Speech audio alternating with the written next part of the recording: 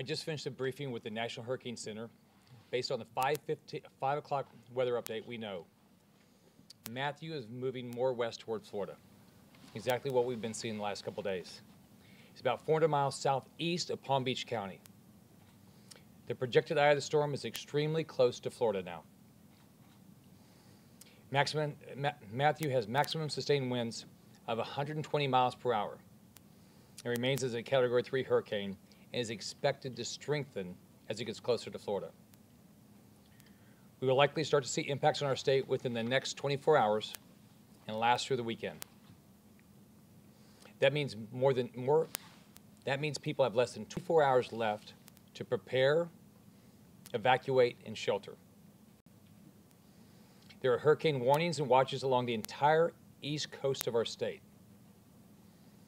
Tropical storm watches are now in effect to Florida's Gulf Coast. It's the first time with this hurricane. This is serious. Having a plan in place could mean the difference between life and death when it comes to a storm of this magnitude. Here are the impacts. Heavy rain. Forecasts project 4 to 7 inches from the upper Keys northward to the coastal east central Florida. It could be 10 inches in some areas. And let's remember, when we have storms like this, we get bands. And sometimes those bands drop way more water than that. Storm surge. Heights are expected to be above ground. Forecasts project 5 to 8 feet. From Sebastian Inlet to the Florida-Georgia line. 3 to 5 feet from Deerfield Beach to Sebastian Inlet. 1 to 2 feet from the upper Keys to Deerfield Beach. This surge can be deadly. If you go back to just what we just had with the Category 1 in the Panhandle, we had storm surge as much as 10 feet. And when this water comes in, it comes in fast and it goes out fast. Please do not risk going out on the beach and trying to surf. Again, this can kill you and we cannot save you. We're going to have rip currents. We're going to have beach erosion. We have the chance for tornadoes. And we're going to have hurricane force winds. Wind strength is our biggest concern, regardless if the storm directly hits us or not. The probability of high wind speeds has continued to increase as the forecast develops. The probability for hurricane strength winds continues to increase. But again, everything can quickly change. These are projections. And it's just a few degree change can have a dramatic impact on what happens to our state. We have to prepare and assume we will have a direct hit by this catastrophic hurricane. We are preparing for the worst, we are hoping for the best, and we cannot take any chances. Based on the current forecast, I have now requested of President Obama to declare an emergency declaration in 26 counties. I've also requested direct federal assistance to meet pre-landfall critical emergency needs of our communities.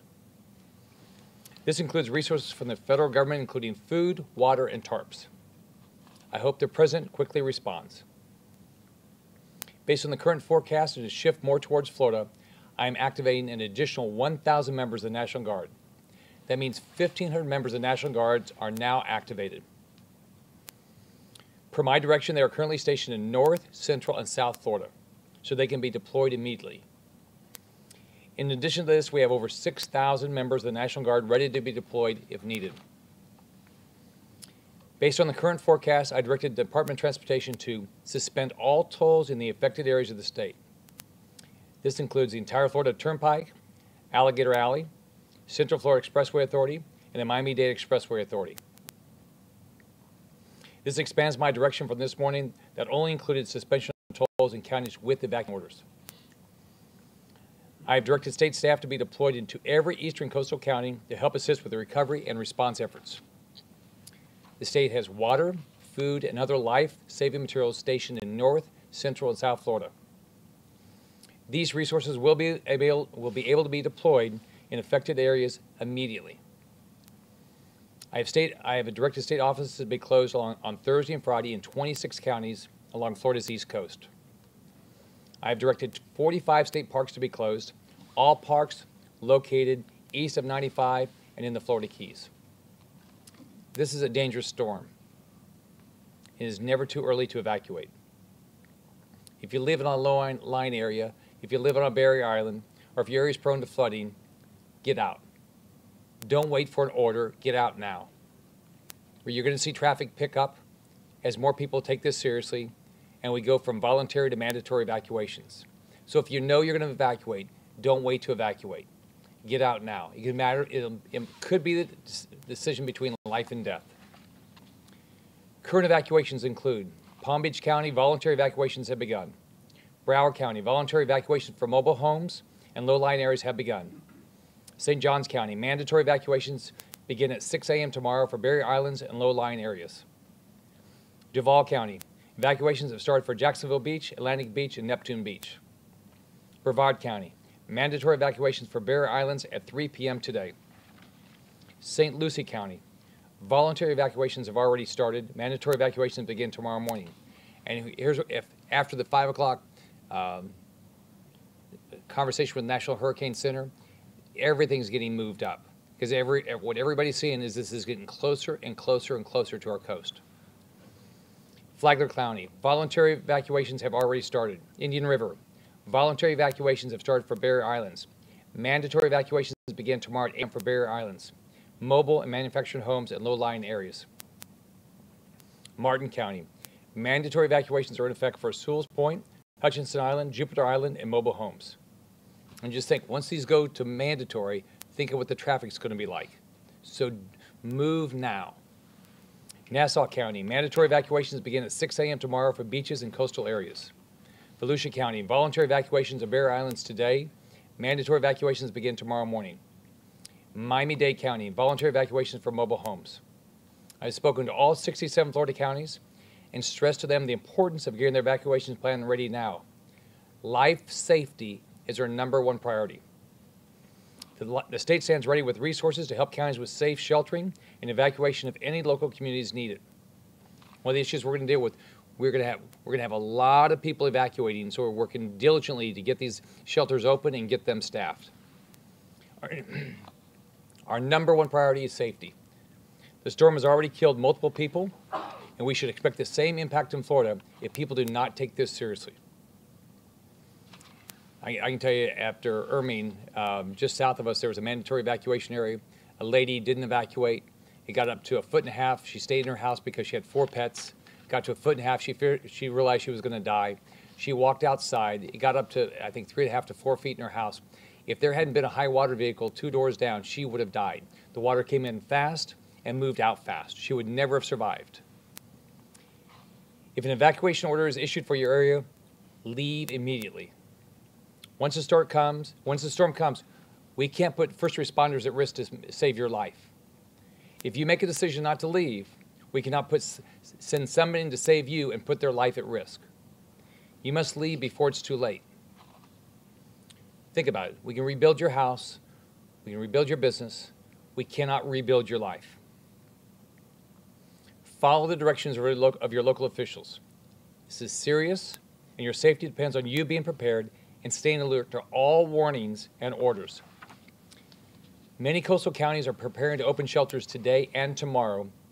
These are shelters for people with special needs. We have shelters for pets, and we have shelters for the general population. There are shelters for everyone.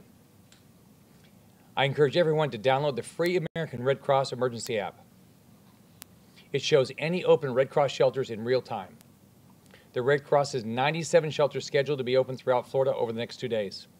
There's no excuse not to evacuate if you think you might need to.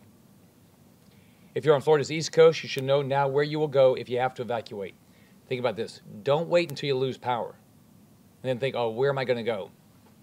If you're able to leave your home early and go now before there's traffic, go. Don't take any risk. I urge you to visit floridadisaster.org. Here you can find your closest shelter, as well as information on road closures. It is very important to know where a shelter is if you think you're going to use a shelter. Don't wait until you lose power. Now is the time to know your evacuation zone. Don't wait until you're going to lose power. Don't wait until you know you have to go. Find out now. So you can check the website and check with your local officials or your local news. This can save your life. I've been in constant communication with Colonel Kirk with the Army Corps of Engineers over Lake Okeechobee. I've also talked to General Turner, who is responsible, who is the Southeast Region General. They're taking all the precautions, but this time they believe the lake levels are low enough to handle the rain we expect in that area. Our water management districts are inspecting key areas of their flood control systems, including canal levees. There are no issues reported at this time, but again, there are projections on how much rain we're going to get and where we're going to get it. It's after the fact that we'll figure these things out. There's school closures in 28 counties along Florida's East Coast. Check your district's website and listen to the local news for more details. The following universities and colleges will be closed. Check their website for further details.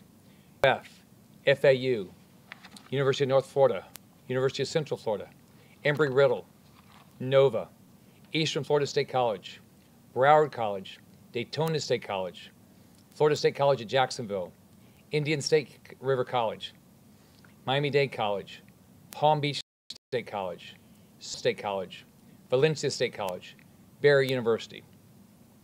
With a storm of this magnitude, we are very concerned about prolonged power outages. We're going to have power outages, no question. We know that when there is no power, lives are at risk. I've stayed in constant contact with utilities across the state, and many have already pre-positioned resources to ensure they can respond quickly. We did a conference call yesterday, each of them. Are you repositioned? How are you doing? Do you need more resources? Do you know where you're going to get those resources? I talked to Florida Power and Light a few minutes ago, and they have 7,000 people coming to the state. But all of our utilities have to pre-position, and they have to know where they're going to get additional resources. We are going to lose power. Once the storm hits, our utilities will also start reporting outage and restoral information to the state. Department of Transportation has halted all their roadwork projects on interstates and evacuation routes. Department of Transportation, DOT is ensuring that there is fuel and road rangers on Florida's turnpikes. If you want information on road and bridge closures, go to fl511.com. Highway safety has troops positioned in major corridors, south to north, east to west. Their top priority is to help move people to safety. Florida Department of Law Enforcement and Fish and Wildlife are also preparing to deploy troops to help with safe evacuations and response and recovery. They've got FWC has high water vehicles and rescue teams pre-positioned. There are no reported fuel shortages. What we're seeing is we've seen some spot areas where a station might be out, but we don't have any fuel shortages in the state. And we have reserves on standby. The current fuel supply in the state will last for 8 days, even if all ports close. The current fuel supply in the state will last for 8 days if all of our ports were closed. We're starting to have to evacuate hospitals. Cape Canaveral Hospital, Baptist Medical Center in Jacksonville Beach and Fernandina Beach, Florida Hospital in Ormond Beach, Florida Hospital in New Smyrna, Rooftop Medical Center in Rockledge. We have 3 state veterans nursing homes on the East Coast. All have generators and are preparing staff and supplies to care for their residents.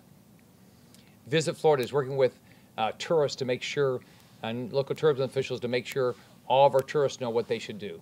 We're providing all of them the options. If you're visiting our state and you're not sure what to do, you can get on those websites, go to floridadisaster.org and find out where you can find a shelter. Now's the time to help each other. We all know in our neighborhoods who the elderly are, who those have special needs are. Anybody that might have a need that we can help them with, go check on them. Don't wait until something happens. Ask them now how you can be helpful to them. Don't wait until the storm hits. We all have to work together so we make it through this potentially catastrophic storm. Each of us have to have 3 days of water, 3 days of food. Have your medicine. Have a battery-powered radio. Have backup batteries. Charge your cell phone. It might be your only source of information and communication, and keep it charged because the odds of losing power is great. If Matthew directly impacts Florida, the destruction could be catastrophic, and you will need to be prepared. You have to prepare yourself. We are preparing for the worst, we're hoping for the best, and we're not going to take any chances. Florida knows how to prepare, and everybody has to take this seriously. We're not going to take any chances, and you shouldn't take any chances, and don't wait. Be ready now. I talked to the Attorney General an hour or so ago, and we've already heard of price gouging. She has a toll-free number, 1-866-9-NO-SCAM, N-O-S-C-A-M. You can also go to myfloridalegal.com. If you know of any price gouging, if you'll do that, and the Attorney General will work on it. If you're evacuating and can't find available accommodations, please go to visitflorida.com. There's a banner up top with more information. But we're starting to see hotels fill up, so you should do that as quickly as possible.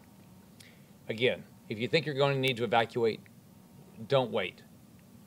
Why wait? You're going to if you do, you're going to get stuck in traffic. It's going to be harder to get to the shelter or to get to wherever you're going, to a family or a friend's house.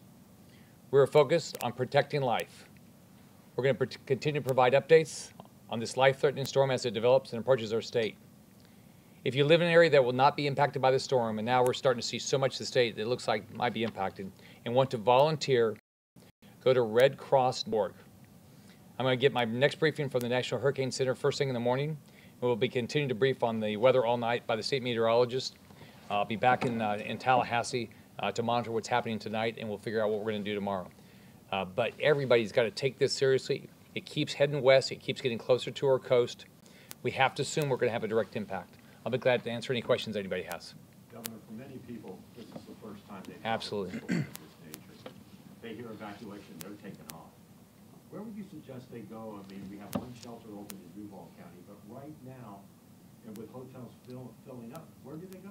Well, the mayor can talk about this here. Yeah, there's one open now, and there'll be 4 more. Director, there'll be 4 more opening tomorrow, correct? Total of 4 will be open tomorrow, so 3 more tomorrow. And if needed, we have the capacity to open additional shelters. The information on those shelters would be at 630 City. dial 630 City. You can also download the Jack's Ready app. But we're opening shelters around the state. You want to say that again? Did you want to get it Sure, down? yeah, and I want to put an exclamation point on something the governor said, specifically as it relates to our city and our county. Zone A and B, the beaches cities and those that are on Zone A and B, look up your zone. This is an order. You need to go because we are expecting a hit, and when it hits, you will be on your own. As the governor said, we will not send, it would be irresponsible to send public safety folks into a place because you decided not to evacuate. I want to stress this. Your city's ready. Your public safety officials are ready. Your independent agencies are ready. We need you as citizens to be ready. Zone A and B, leave. It is mandatory Now. for Zone A and B. It's an order. Look, that's a semantic. We're not going to go in and enforce. We're not going to send people in and physically remove them from their homes. But I am directly stating this is an order. You need to leave. If you do not leave, you will be on your own under potential catastrophic conditions. And Mayor, I'm not arguing that point, but some businesses have called us in. It's not mandatory. We're going to remain open, and that's why they wanted to hear that word. The businesses need to close and they need to leave. People are putting their lives at risk. They shouldn't be doing that. I mean, I've got daughters, I've got grandkids. I want them to survive this. So, anything else? Are there any decision on the interstate, particularly I-10, of making that one way? So what we'll do is we are monitoring the amount of traffic we have. We were talking about that earlier with the sheriff. We have support from DOT, support from Highway Safety. We'll have support from the National Guard. We will make that decision if we need to, but the best thing is if we don't need to do it. If people evacuate early, all right, then we won't have to do it. But if we have to do it, we will. It takes additional resources, but we'll do it if we have to. And that's true for everywhere along the East Coast. Roughly what wind speed do you guys typically plug the bridges now? Up here, 39. generally, yeah, 40. it's generally around the states 30 to 40. Sustained. Yeah. Do you guys know when you anticipate winds to get to that level? What time, what day? Oh. Well, we're already seeing gusts of 25 to the National Weather Service here. We're already seeing gusts of 25 to 30 here. Could be by Thursday night, early Friday morning. For this part of the state, clearly by Friday morning. Yeah. Governor, you said you had 1,500 National Guardsmen stationed. What will they be doing? Well, what we'll do is they'll do search and rescue efforts after the fact, right? They'll help with fish and wildlife.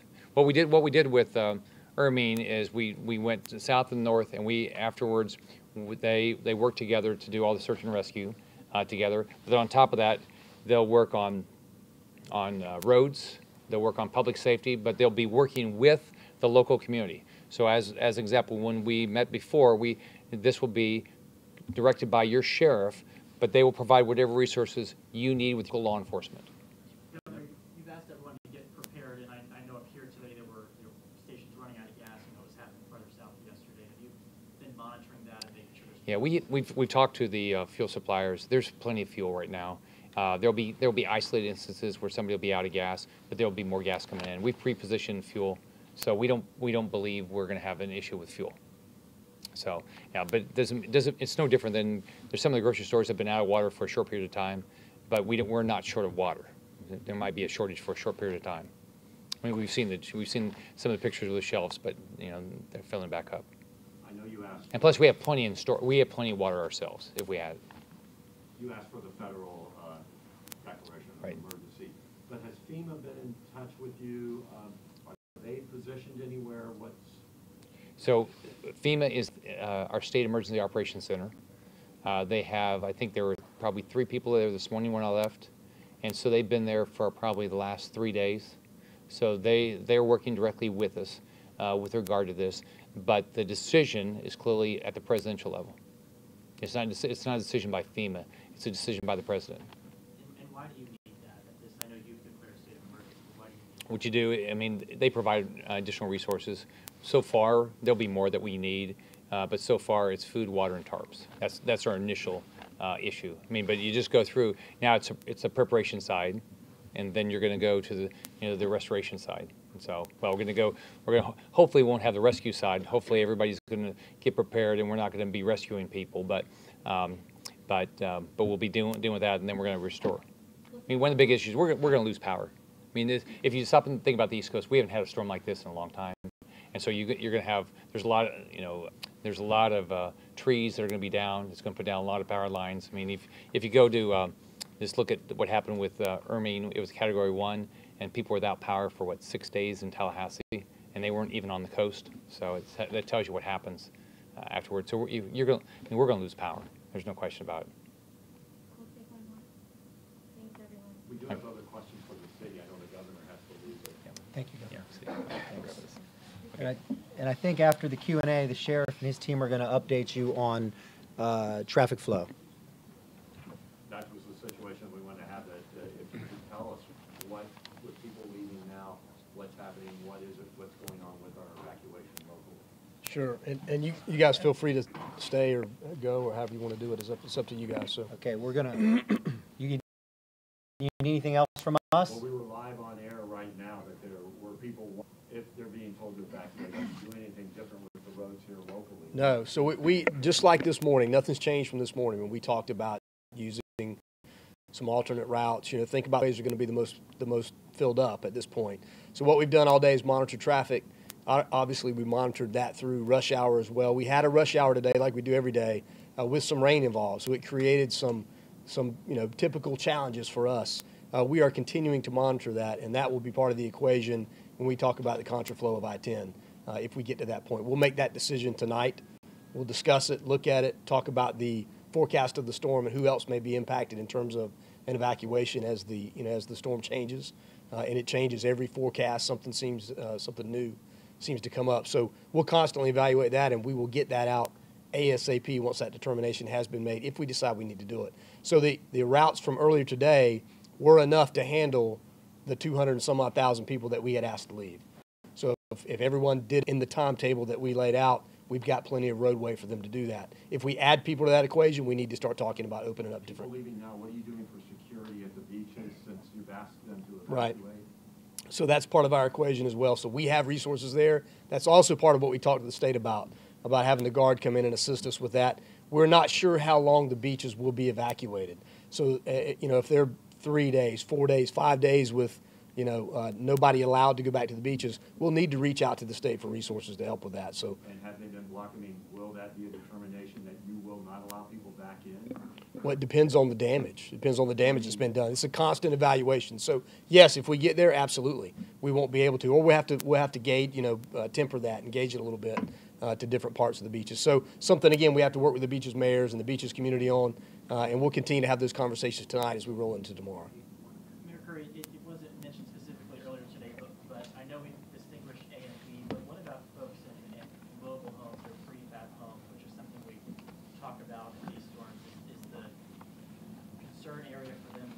broader across the city, and that sort of indicates that. Sure. I mean, if you're not in Zone A or B, but you're in a mobile home, it would be wise for you to evacuate, to go to a shelter, go to somewhere with family and friends, or get out of town. But I want to stress the evacuation zones. We said this morning to give people plenty of time, and there's still time. Take this seriously. There's no need to panic. There's no need to be afraid. You got to keep your head about you. You got to get organized, but you've got to evacuate these areas. What about small businesses? I mean, Jim mentioned it, and we certainly heard it through social media. Some people are, for lack of a better term, confused without the word mandatory in there. This is a direct statement. If you're in Zone A or B, if you're at the beach, leave. The governor said it. You can rebuild a business, you can rebuild a home, you cannot rebuild a life. Catastrophic conditions are likely to hit Jacksonville. The storm surge at the beach could be 6 to 8 feet. Anything over 3 feet is life-threatening. You need to close your business if you're there, and you need to go. It's just, you need to go. It's not an encouragement, it's a direct statement. You need to go. You got any of the shelters for pets? Any good pet owners? Sir, do you want to address talk about pets, please? Yes, good afternoon. We have opened the Legends Center, which is a general population and pet-friendly shelter. As we go through this process and more people evacuate and need shelters, we'll be opening additional shelters in the schools. The reason we did not open those today was because school was still in session. As we move in tomorrow's time frame and more people evacuate, we'll open schools. Once those shelters get to 50% capacity, we'll open additional shelters. So you're thinking 4 shelters tomorrow will be announced at school locations? That will come about what time, do you think? In the morning, once we get those operational in time to service the needs of the people who are evacuating by mid-morning. A lot of people, again, are going to be confused. Should they be boarding up houses? Should they be taping up windows? What should they be doing? I mean, I know you're saying the preps, but this is the first time for many people. Yeah, I mean, sure. Look, we've talked about the preps. Absolutely. You should be boarding up your home. You should be prepared for strong winds. You should be prepared for flooding. You should be prepared for power outages. If you're not in an evacuation area and you decide to stay, by the way, if you're not in an evacuation area and you can get out of town, I would encourage you to go if you have that capability. But board up homes. Be prepared. I mean, we've walked through it. You can go to coj.net to see all the emergency preparedness. You can download the Jax Ready app as well. Do you encourage people to shelter within? I mean, if you're not in that zone, because that's some of the problems we saw with Floyd, is so many people left that didn't need to leave. The encouragement, we gave people ample notice this morning. And direct statement, if you're in Zone A or B, go. If folks follow those orders and other folks decide to evacuate, that will minimize any roadway problems. It is our hope that us stressing it this morning, stressing it again here today, that if you're in those zones, you are packed, if not on the road, you are about to get on the road. Thank you all very much. Thank you.